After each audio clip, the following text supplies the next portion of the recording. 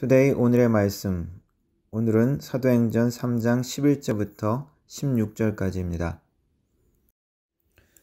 나은 사람이 베드로와 요한을 붙잡으니 모든 백성이 크게 놀라며 달려 나아가 솔로몬의 행각이라 불리우는 행각에 모이거늘 베드로가 이것을 보고 백성에게 말하되 이스라엘 사람들아 이 일을 왜 놀랍게 여기느냐 우리 개인의 권능과 경건으로 이 사람을 걷게 한 것처럼 왜 우리를 주목하느냐 아브라함과 이삭과 야곱의 하나님 곧 우리 조상의 하나님이 그의 종 예수를 영화롭게 하셨느니라. 너희가 그를 넘겨주고 빌라도가 놓아주기로 결의한 것을 너희가 그 앞에서 거부하였으니 너희가 거룩하고 의로운 일을 거부하고 도리어 살인한 사람을 놓아주기를 구하여 생명의 주를 죽였도다. 그러나 하나님이 죽은 자 가운데서 그를 살리셨으니 우리가 이 일의 증인이라. 그 이름을 믿음으로 그 이름이 너희가 보고 아는 이 사람을 성하게 하였나니 예수로 말미암아 난 믿음이 너희 모든 사람 앞에서 이같이 완전히 낫게 하였느니라. 아멘. 성전 안에 들어오지 못하며 문 앞에서 구걸만 하고 있었던 이 장애자가 걷고 뛰며 찬양하는 장면은 성전을 드나드는 사람들에게는 아주 놀라운 장면이었을 것입니다. 눈이 휘둥그레지게 만드는 그러한 놀라운 사건입니다.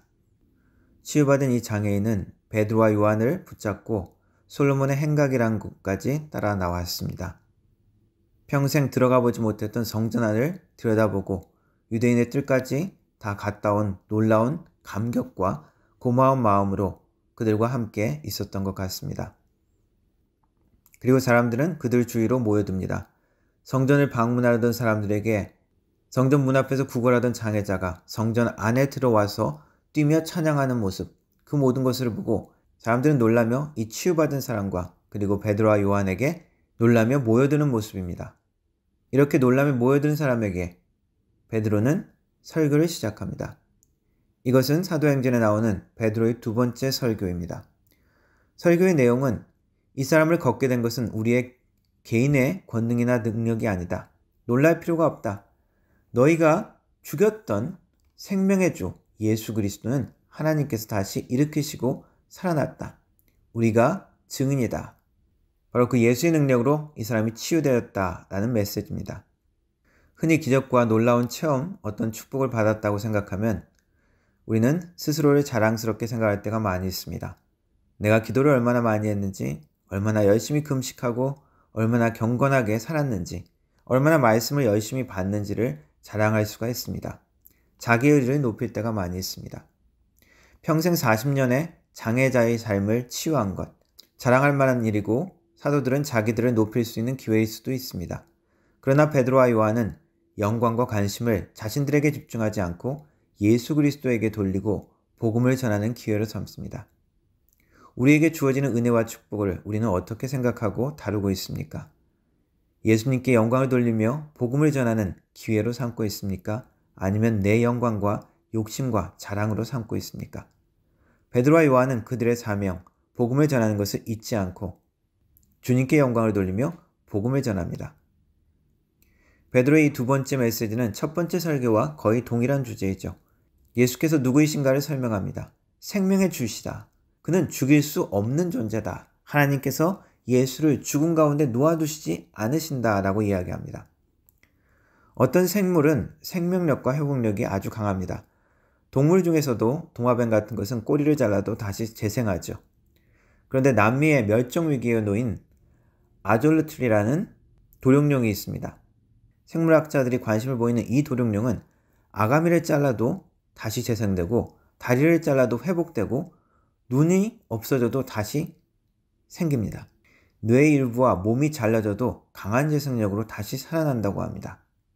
남미 원주민들은 그 강한 생명력 때문에 이 도룡뇽에게 워터 몬스터, 물에 사는 괴물이라는 뜻의 이름을 지어주었습니다. 자연의 생명력이 이러할진데 그 자연을 만들고 그 생명의 주인이신 주님을 어떻게 사망에 가둘 수 있겠습니까? 베드로가 왜 이 일을 놀랍게 여기느냐라고 질문을 합니다. 사람이 이러한 기적을 일으켰다면 놀라운 일일 것입니다. 그러나 생명의 주인 되신 예수의 능력이라면 이것은 당연한 일일 것입니다. 우리가 기대할 만한 일이라는 것입니다.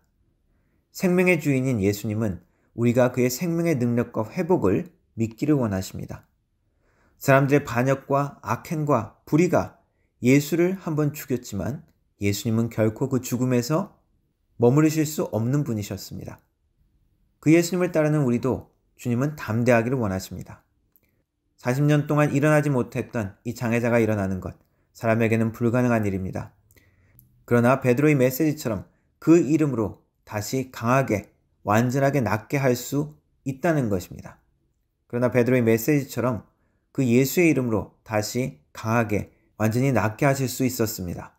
우리 눈에 불가능하고 도저히 일어날 수 없는, 포기할 수밖에 없는 것들이 있습니다. 그것들에 대해서 어떻게 말씀하십니까?